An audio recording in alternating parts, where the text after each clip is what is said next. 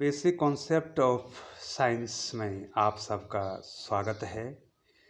आज का जो हमारा टॉपिक है बच्चों, वो है वैद्युत फ्लक्स, इलेक्ट्रिक फ्लक्स। तो बच्चों, इलेक्ट्रिक फ्लक्स क्या होता है, सबसे पहले आपको ये जानना है।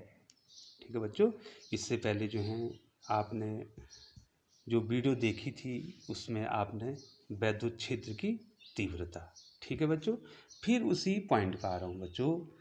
वैद्युत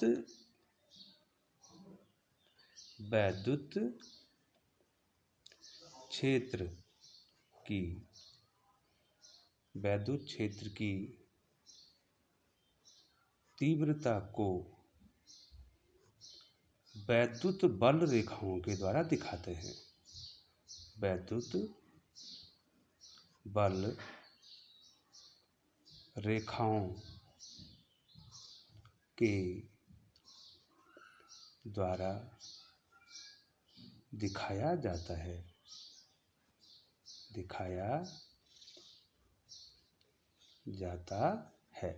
ठीक है बच्चों, ये तो आपने पहले ही पढ़ लिया है बच्चों।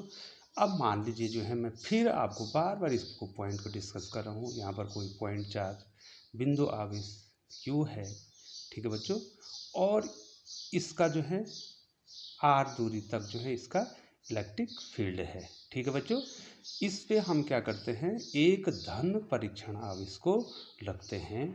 तो ये धन परीक्षण आवेश क्या होता है बच्चों, चलने लग जाता है। ठीक है, इस पे क्या लगेगा, एक फोर्स लगेगा।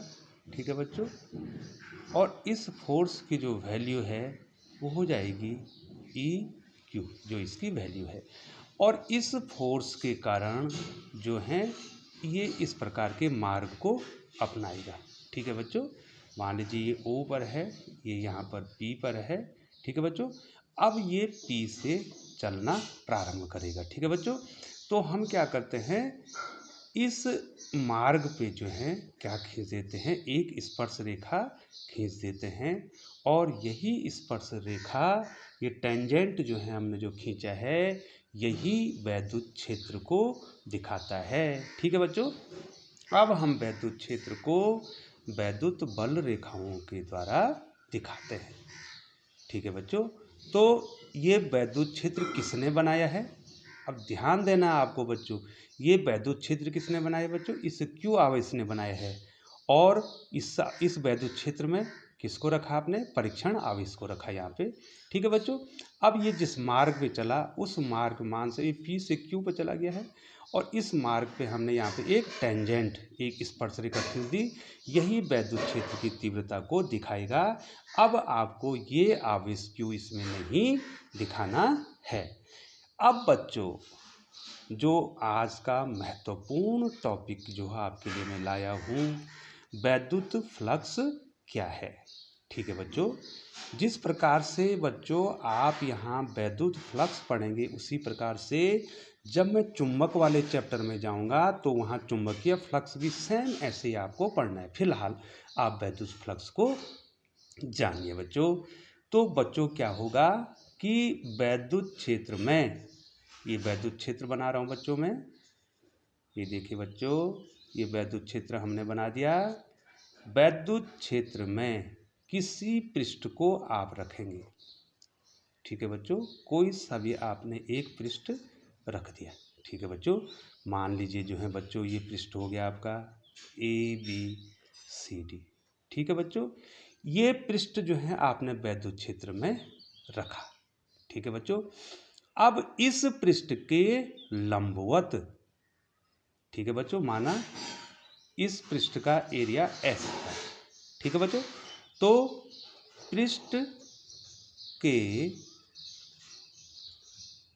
लंबवत, ये बात ध्यान रखनी है, इस पृष्ठ के लंबवत एकांक क्षेत्रफल से, एकांक क्षेत्रफल से गुजरने वाली, ये देखो बच्चों, गुजरने वाली बल रेखाओं की संख्या को बल रेखाओं की संख्या को वैद्युत फ्लक्स कहेंगे। वैद्युत फ्लक्स, ये देखो बच्चों यहाँ पे लिख रहा हूँ मैं, वैद्युत फ्लक्स कहते हैं। एक बार पुनः आप ध्यान देंगे, इस पृष्ठ, जो पृष्ठ आपने वैद्युत क्षेत्र में रखा है, इसके लंबवत एक काल्पनिक पृष्ठ आपको लेना है। उस काल्पनिक पृष्ठ के एकांक क्षेत्रफल से, यूनिट एरिया से कितनी बल रेखाएं गुजर रही हैं, उसे आप कहेंगे वैद्युत फ्लक्स। अब जो है इसके हमने क्या करना बच्चों, लंबवत लाना है। ठीक है बच्चों, लंबवत लाना है। तो हम क्या कर देते हैं बच्चों, इस पृष्ठ पे एक लंब खींच देते हैं, नॉर्मल खींच, पॉजिटिव नॉर्मल खींच देते हैं इसमें, और ये जो इसका नॉर्मल है, लंब है, ये उस काल्पनिक पृष्ठ को दिखाता है, और ये सदिश रूप में आपको लेना है। वैसे तो क्षेत्रफल अदिश राशि है, लेकिन हम इसकी दिशा बता रहे हैं। कोई सा भी जो काल्पनिक पृष्ठ है उसकी एक भुजा बता रहे हैं। अब जो है ये जो है इस वैद्युत क्षेत्र के साथ, ये वैद्युत क्षेत्र कितना कोण बना रहा है, मान लीजिए बच्चों ये कितना कोण बना रहा है, थीटा कोण बना रहा है। तो अब इसका जो वैद्युत फ्लक्स होगा, इसको फाई द्वारा दिखाएंगे। इसको क्या पढ़ते हैं बच्चों, फाई। ये जो वैद्युत फ्लक्स होगा वो जो है वैद्युत वेक्टर और जो आपका एरिया वेक्टर है, क्षेत्रफल वेक्टर है, उसका अदिश गुणन होगा, अर्थात उसके गुणनफल के बराबर होगा। और बच्चों हम जानते हैं बच्चों, ए डॉट बी किसके बराबर होता है, A B cos of theta. जहाँ ए और बी जिन पे एरो नहीं है वो वेक्टर ए और वेक्टर बी के परिमाण हैं। ठीक है बच्चों, तो अब फाई को कितना लिखेंगे बच्चों, अब फाई को हम कितना लिख देंगे बच्चों, E D S cos of theta. ठीक है बच्चों, अब ये हमने आपको बता दिया। अब हम बच्चों इस वैद्युत फ्लक्स की कंडीशनें आपको बताएंगे। पहली कंडीशन बच्चों, पहली कंडीशन, यदि थीटा 0 डिग्री हो जाता है। ठीक है बच्चों, ये देखिए बच्चों, यदि थीटा 0 हो जाता है तो इसका मतलब है कि जिधर आपका वैद्युत क्षेत्र है उधर ही आपका जो एरिया वेक्टर है वो आ जाता है। तो दोनों क्या हो जाएंगे, पैरेलल। ध्यान रखना बच्चों, ये सरफेस नहीं, ये सरफेस जो काल्पनिक है, यहाँ पर ये कैसा पृष्ठ है बच्चों, ये है काल्पनिक, ये काल्पनिक पृष्ठ है। ये इस पृष्ठ को इसके लंबवत हमने खींचा है। ये पृष्ठ और ये वैद्युत क्षेत्र एक दूसरे के पैरेलल अगर होंगे। ठीक है बच्चों, मैं यहाँ पर बना रहा हूँ, जो आपका एरिया वेक्टर है, काल्पनिक क्षेत्रफल है कि इस पृष्ठ के लंबवत जो क्षेत्रफल है, और वैद्युत क्षेत्र जो है अगर एक ही दिशा में आ जाएंगे तो बच्चों निश्चित तौर पे ज़्यादा बल रेखाएं गुजरेंगे। दोनों एक ही दिशा में आ जाएंगे तो बच्चों ज़्यादा बल रेखाएं खींचेंगे। तो यहाँ पर कॉस 0 डिग्री का मान 1 हो जाएगा, और उस स्थिति में आपका फाई कितना हो जाएगा बच्चों, ई इंटू डी एस, अर्थात मैक्सिमम फ्लक्स उससे गुजरेगा, मैक्सिमम बल रेखाएं उससे गुजरेंगी। ठीक है बच्चों, अब हम दूसरी बात को डिस्कस करते हैं बच्चों, कंडीशन नंबर 2।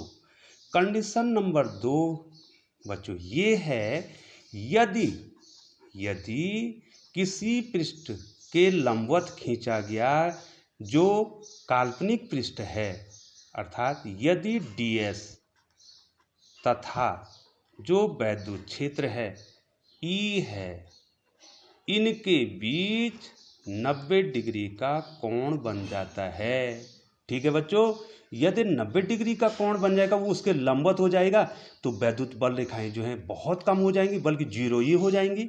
ठीक है बच्चों, यहाँ पर कितना हो जाएगा, cos 90 बराबर जीरो हो जाएगा।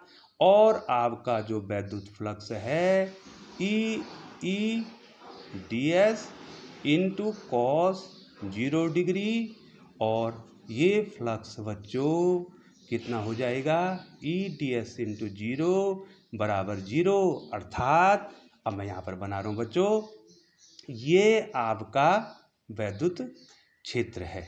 ठीक है, और ये एरिया वेक्टर है, अर्थात किसी पृष्ठ के लंबवत जो है आपका एकांक क्षेत्रफल है, इसके बीच अगर 90 डिग्री का एंगल बन जाता है तो इसमें कोई भी बल रेखाएं नहीं गुजरेंगी, अर्थात इसका फ्लक्स क्या हो जाएगा, शून्य हो जाएगा। और ये फ्लक्स क्या हो जाएगा, मिनिमम हो जाएगा, शून्य से छोटा और कुछ नहीं होना है। और बच्चों जब जो है ये दोनों पैरेलल हो जाएंगे, अर्थात क्षेत्रफल वेक्टर और चुंबकीय वैद्युत क्षेत्र की तीव्रता जो इंटेंसिटी ऑफ इलेक्ट्रिक फील्ड है वो पैरेलल हो जाएंगे, तो यहाँ पर ये फाई मैक्सिमम हो जाएगा।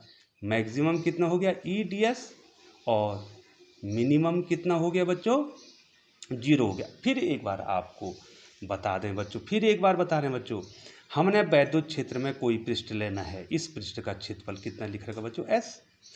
अब इस पृष्ठ के लंबवत, ये बच्चों यहाँ पर जो है ये लंबवत है, आप ये मत कहना बच्चों, जैसे मैं ये पेन रख रहा हूँ, ये देखो बच्चों ये पेन रख रहा हूँ, तो पेन को तो मैं ऐसे दिखाऊंगा बच्चों, ये है तो लंबवत, ये लंबवत है, ये डी एस जो है इस पे लंबवत है, और ये वैद्युत क्षेत्र के साथ कितना कोण बना रहा है बच्चों, थीटा। यहाँ पर ध्यान रखना बच्चों, यहाँ पर ये जो डी एस है ये एस पर परपेंडिकुलर है, अर्थात इसके लंबवत क्षेत्रफल है। अब ये तो लंबवत है, और ये जो है ये इलेक्ट्रिक फील्ड के साथ कितना कोण बना रहा है, थीटा कोण बना रहा है। उस स्थिति में यहाँ पर हम क्या लेंगे, इसका डॉट प्रोडक्ट लेंगे और इसके बराबर हो जाएगा। तो बच्चों फिर बता दें, पृष्ठ के लंबवत एकांक क्षेत्रफल से गुजरने वाली बल रेखाओं की संख्या को वैद्युत फ्लक्स कहते हैं। अब बच्चों इसका मात्रक निकालना है, तो यहीं पर निकाल देता हूँ बच्चों, मात्रक इसका निकालना है, अर्थात फ्लक्स का मात्रक क्या होगा। ठीक है बच्चों, तो फाई बराबर क्या हो गया, ई डी एस। ठीक है बच्चों, ई का मात्रक क्या हो जाएगा, न्यूटन प्रति कूलम। कहाँ से निकाला बच्चों ये हमने, यहाँ पर बता दूं फिर, ये देखो बच्चों यहाँ पर ई बराबर क्या होता है, एफ अपॉन क्यू जीरो होता है, तो अर्थात ई का मात्रक बराबर एफ का मात्रक बटे क्यू का मात्रक, न्यूटन प्रति कूलम। किसका मात्रक, यहाँ पर लिख दूं बच्चों, न्यूटन प्रति कूलम। और एरिया का मात्रक क्या हो जाएगा बच्चों, मीटर वर्ग। ठीक है बच्चों, तो ये इसका मात्रक हो गया, न्यूटन मीटर स्क्वायर प्रति कूलम जो है वैद्युत फ्लक्स का मात्रक हो गया। और इस वीडियो को समाप्त करने से पहले मैं आपको एक बार बता दूं कि यहाँ से वैद्युत क्षेत्र की तीव्रता को वैद्युत बल रेखाओं के द्वारा दिखाया जाता है। ठीक है बच्चों, अब मैंने इस प्रकार से आपको बताया, वैद्युत क्षेत्र निकालने के लिए धन आवेश जिस मार्ग पे चलता है उस मार्ग पे हम एक स्पर्श रेखा खींच देते हैं, ये वैद्युत क्षेत्र की तीव्रता को दिखाता है। फ्लक्स निकालने के लिए वैद्युत क्षेत्र में कोई सा भी पृष्ठ रखेंगे, जैसे हमने ए बी सी डी रखा है। अब इस पृष्ठ के लंबवत हमने कोई काल्पनिक पृष्ठ लेना है, एकांक क्षेत्रफल वाला काल्पनिक पृष्ठ लेना है। ये डी एस ये लंबवत है, डी यहाँ पर लिख दूं बच्चों, डी एस, ये जो डी एस है ये लंबवत है किसके, एस के। ठीक है बच्चों, ये इस पृष्ठ के लंबवत है। अब आपने देखना है कि ये जो पृष्ठ है इसकी कोई सा भी भुजा, ये जो पृष्ठ लंबवत पृष्ठ है ये वैद्युत क्षेत्र के साथ कितना कोण बना रहा है, माना थीटा कोण बना रहा है, तो इस फ्लक्स का मान हो जाता है बच्चों, यहाँ पर मैंने लिखा है E डॉट डी एस, और A डॉट बी क्या होता है, ए बी कॉस थीटा। तो यहाँ पर कितना हो जाएगा, E डॉट डी एस कितना हो जाएगा, A D S cos theta. यदि थीटा 0 हो जाता है अर्थात वैद्युत क्षेत्र की तीव्रता और किसी पृष्ठ के लंबवत जो क्षेत्रफल है वो पैरेलल हो जाते हैं, ठीक है, वो वेक्टर पैरेलल हो जाता है, तो सबसे cos 0 का मान 1 हो जाएगा और मैक्सिमम जो है बल रेखाएं इस पृष्ठ से गुजरेंगी। और यदि ये 90 हो जाता है, कौन, जो एरिया वेक्टर हमने ले रखा है परपेंडिकुलर, और ये वैद्युत क्षेत्र अगर परपेंडिकुलर हो जाते हैं तो cos 0 का मान 90 का मान 0 हो जाएगा और कोई भी बल रेखा जो है इस काल्पनिक पृष्ठ से नहीं गुजरेंगी और फ्लक्स कितना हो जाएगा, 0 हो जाएगा। तो बहुत बहुत धन्यवाद बच्चों, अगली वीडियो की इंतजारी आपको करनी है, और यदि आपको जो है पूरा समझना है तो आप हमारे चैनल में बने रहिए। और बच्चों एक चीज़ बता दूं कि आपको कमेंट्स में ज़रूर लिखना है कि आपको ये वीडियो कैसी लगती हैं। आप लाइक और डिसलाइक कर सकते हैं बच्चों, ये आपका मैटर है, आप वीडियो को लाइक करें या डिसलाइक करें, ठीक है बच्चों। और कमेंट्स में आपको ये ज़रूर बताना है कि आपको वीडियो कैसी लगी। दूसरी वीडियो में जो है मैं आपको बताने वाला हूँ गॉस की प्रमेय, जो कि बहुत ही महत्वपूर्ण है, आपको इंटरमीडिएट की बोर्ड परीक्षाओं में पूछा जाता है, गॉस की प्रमेय और उसके अनुप्रयोग। बहुत बहुत धन्यवाद बच्चों।